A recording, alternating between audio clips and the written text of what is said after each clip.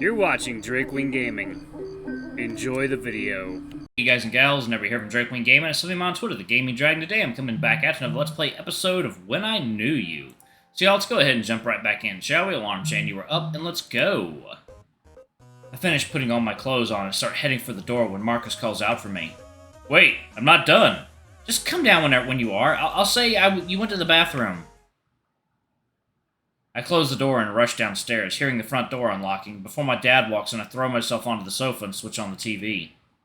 The door opens and in walks my dad, holding a bag in his hands. He smiles at me and not a second later drops it, looking over at me. My heart sinks. Hey, kid.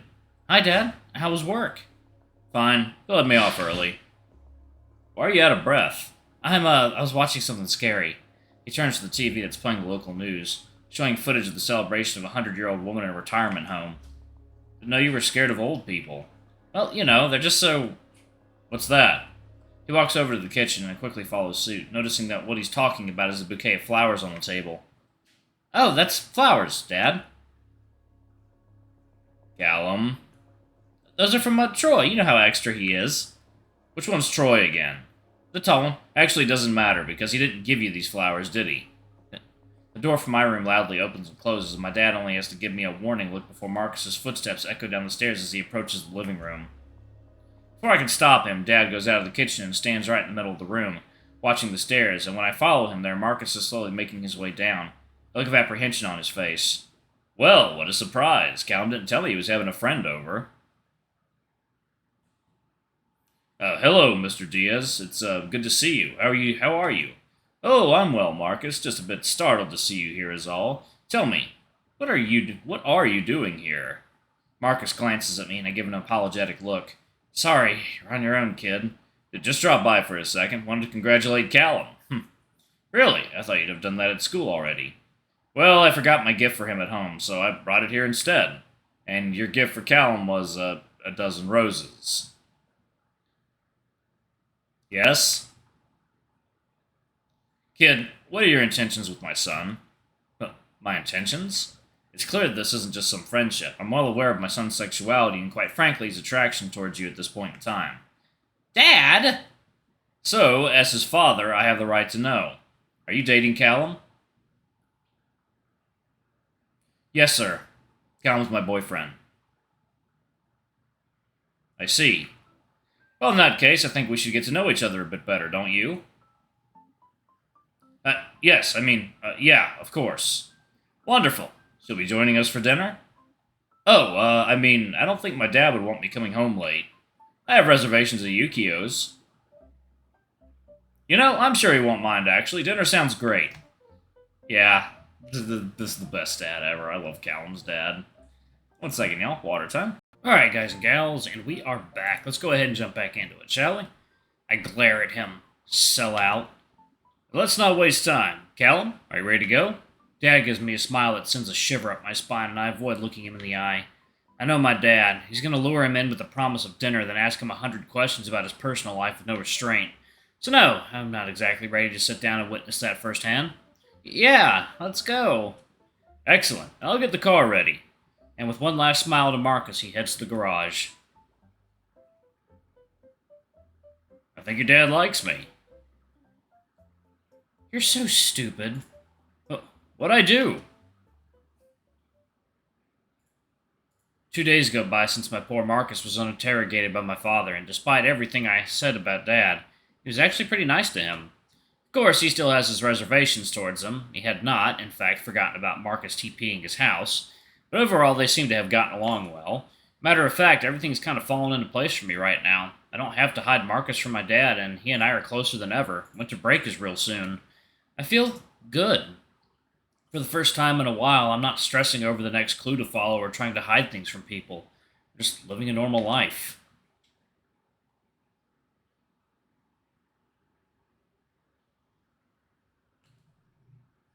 Alright, remember the plan?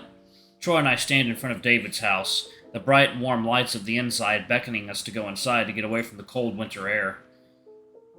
Lupe had invited us over for an early Thanksgiving dinner, just us kids, and we all agreed to make an effort to come by. Yeah, we gaslight everyone into thinking the pie is gross and split it 50-50. Good, good. And what do we say if asked why we're eating it? We've already got worms, we just don't want the food to go to waste. And? Oh, and it's a noble sacrifice we must make. Perfect. Can you cry on command? If I think about that awful bowl cut you got in 3rd grade, yes. Fuck you. Don't question my methods. Fine, whatever works. He knocks on the door, and after a very loud "Coming!" Lupe opens the door and beams at us. So adorable. You're here! Welcome, welcome! We brought pie! It's gross. I don't recommend you eat it. Then why did you bring it? I didn't want to show up empty-handed. Fair. Anyway, come in. The house has a warm, homey feeling to it. The smell of fried chicken wafts through the air and makes my mouth water. On the couch sits Karina, laying down and scrolling through her phone with a bored look on her face, but once she hears us walk in, she drops it on her chest and waves without looking. Hey, you came. Hey, Kay. Alright, we're just waiting on Marcus. He should be here any second. Karina, have you heard from him? Nope. Maybe Callum has. My heart skips a beat, but I try to play it off normally. I think he said he was picking up food before he gets here. Right, Troy? Huh? Oh, yeah, whatever. Let's eat without him. Who cares? Don't be muerto de hambre, Troy. We're waiting for Marcus.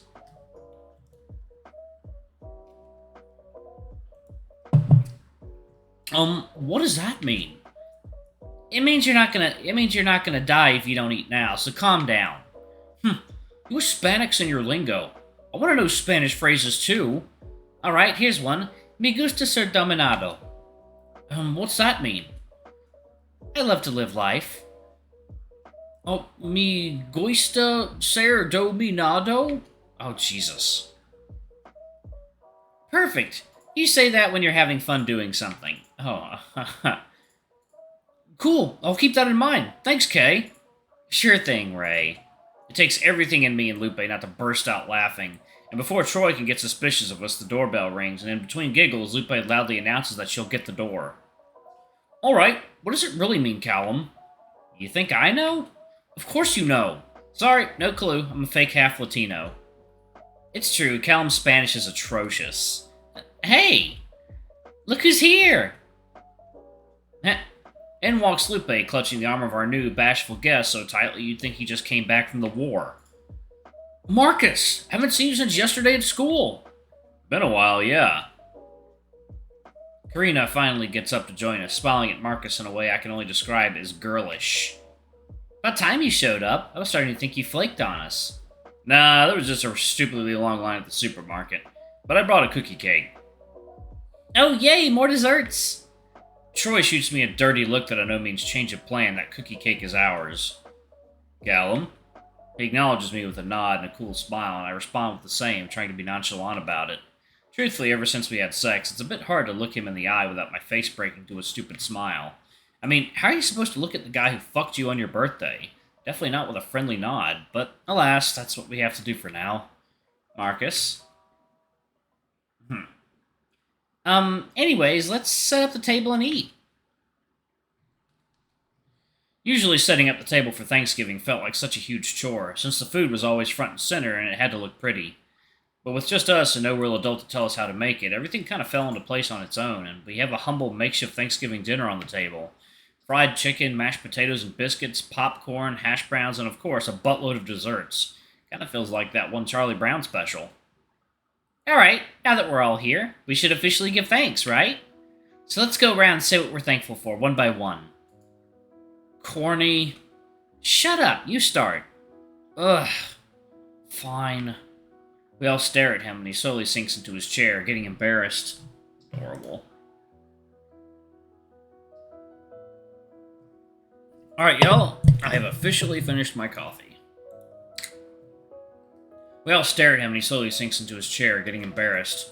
Well, don't stare at me. Are you gonna talk or what? I thought you were hungry. I am! Jeez! Alright, I guess I'm thankful that I'm alive. Here, with you guys. Thankful that I can even have a Thanksgiving at all. Oh, thankful for the food, of course.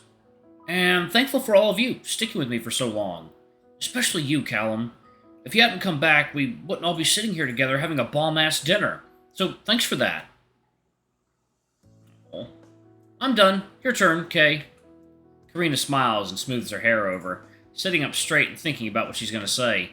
Well, I'm thankful for my family, for God helping keep my mom and me stable, my jobs, of course, and everyone who employs me.